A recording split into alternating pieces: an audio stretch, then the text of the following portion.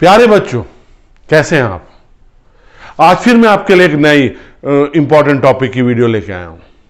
जो बच्चा पहली बार वीडियो देख रहा है वो प्लेलिस्ट में जाइए, आपको इकाई 1 से इकाई 9 तक का पूरा सिलेबस वीडियो के रूप में उपलब्ध है। सारे प्रैक्टिकल्स उपलब्ध हैं आपके लगभग कुछ छूट रखे हैं और आपके इंपॉर्टेंट टॉपिक की वीडियोस भी उपलब्ध हो रही हैं और न्यूमेरिकल्स भी उपलब्ध हैं। तुम्हारा टॉपिक है प्रतिरोध / प्रतिरोधकता पर ताप का प्रभाव।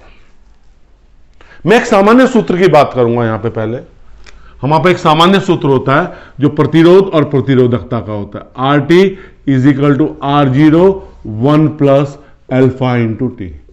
यह मैं बात करूंगा ρT = ρ0 1 + अल्फा × T। देखिए अल्फा को क्या कहते हैं? अल्फा क्या कहलाता है? प्रतिरोध ताप गुणांक। क्या कहलाता है? प्रतिरोध ताप गुणांक। इसका मात्रक क्या होता है? अल्फा का मात्रक क्या होता है? प्रति डिग्री सेल्सियस।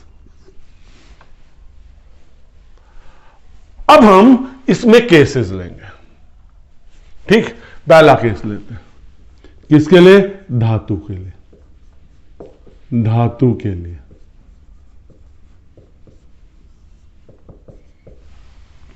देखिए, धातु के लिए जो प्रतिरोध ताप गुणांक होता है वो धनात्मक होता है, मतलब पॉजिटिव होता है। अब पॉजिटिव होने के कारण क्या होगा? अगर आप ताप का मान बढ़ाएंगे तो प्रतिरोध का मान क्या होगा? बढ़ जाएगा। और अगर हम एक ग्राफ खींचेंगे, किसके बीच में? ये ग्राफ हम खींच रहे हैं, ये परम ताप है केल्विन में, ये हमारी प्रतिरोधकता है धातु के लिए। तो ये ग्राफ ऐसे आएगा जैसे कॉपर के लिए हम कर रहे हैं। किस धातु के लिए कर रहे हैं? कॉपर के लिए। तो ये 0 केल्विन से शुरू हो रहा है। तो सामान्य तौर पर जब हम ताप बढ़ाते हैं तो प्रतिरोधकता और या मतलब प्रतिरोध बढ़ता है। किसके लिए? धातुओं के लिए बढ़ता है। ताप बढ़ाने में प्रतिरोध क्या होता है? बढ़ जाता है, लेकिन एक निश्चित ताप के बाद बहुत तेजी से बढ़ता है। दूसरा केस हम आते हैं, दूसरे केस में आते हैं मिश्र धातुओं के लिए। मिश्र धातुओं के लिए आप जानते हैं मिश्र धातु अलॉय किसे कहते हैं? जब हम 2 या 2 से अधिक धातुओं को मिलाकर मिलाते हैं तो जो पदार्थ बनता है हम उसे क्या कहते हैं? मिश्र धातु कहते हैं। देखो, अगर हम बात करेंगे मिश्र धातुओं के लिए भी अल्फा पॉजिटिव है, लेकिन ताप बढ़ाने पर प्रतिरोध उसी अनुपात में नहीं बढ़ता है, प्रतिरोधकता उसी अनुपात में नहीं बढ़ती है। मतलब ताप बढ़ाने पर प्रतिरोधकता ज्यादा नहीं बढ़ती, बहुत कम बढ़ती है। हम बहुत सारी धातुओं की बात करेंगे। नाइक्रोम एक मिश्र धातु है जो किससे मिलकर बनी है? निकेल और क्रोमियम से। हम किसकी बात कर रहे हैं? हम यहां पे नाइक्रोम की बात कर रहे हैं। नाइक्रोम एक मिश्र धातु है जो किससे मिलकर बनी है? निकेल एंड क्रोमियम से।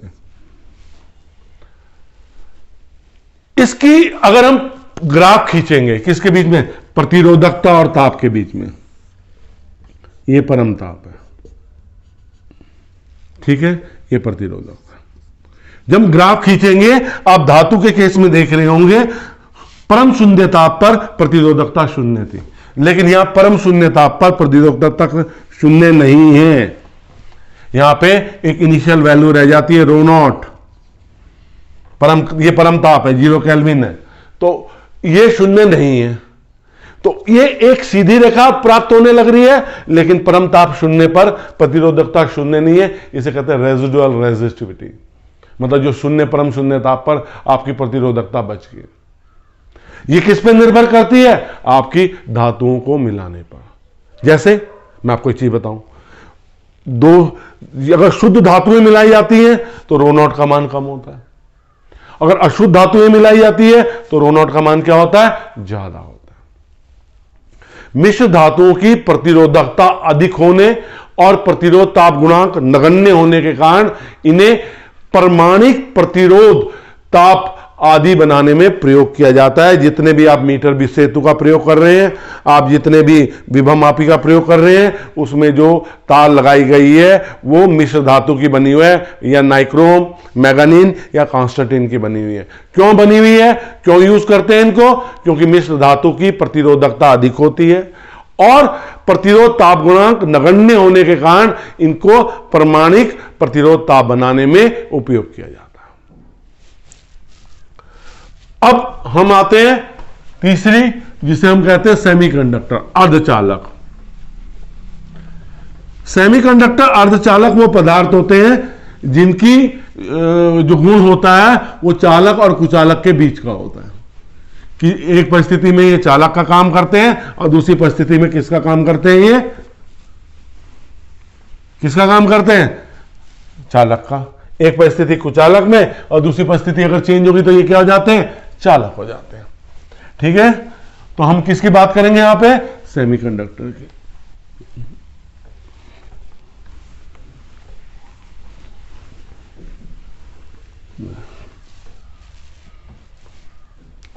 तो हम किसकी बात कर रहे हैं? थर्ड,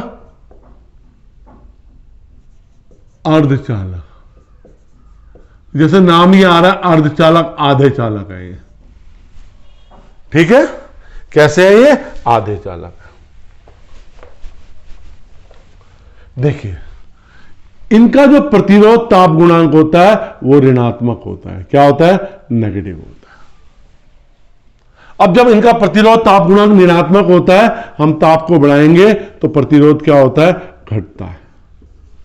मतलब प्रतिरोध घटने का मतलब है इनमें चालकता का गुण क्या हो रहा है? बढ़ रहा है। अगर हम ग्राफ खींचेंगे किसके बीच में?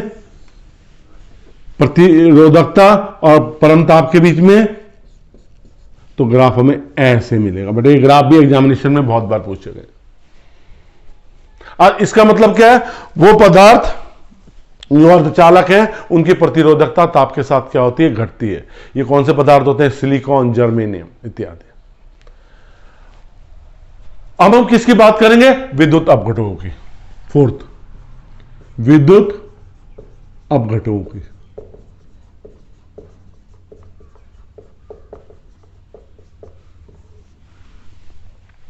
क्या होते हैं विद्युत अपघटक?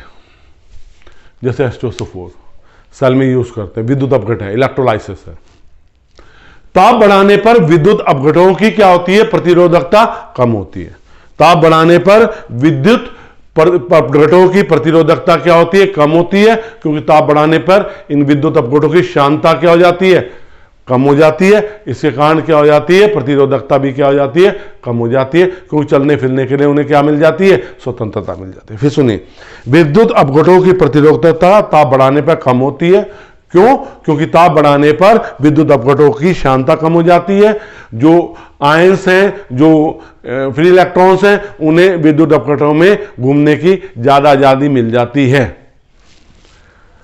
बच्चों, मेरे इस तरह से इंपॉर्टेंट वीडियो जो मैं आपको दे रहा हूं बोर्ड एग्जामिनेशन में, जो इंपॉर्टेंट टॉपिक्स है, अलग से वीडियो, एक छोटी वीडियो प्रस्तुत कर रहा हूं।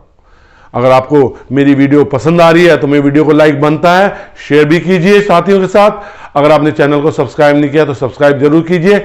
मेरे चैनल पे थ्योरी, न्यूमेरिकल, इंपॉर्टेंट टॉपिक और प्रैक्टिकल सभी उपलब्ध है।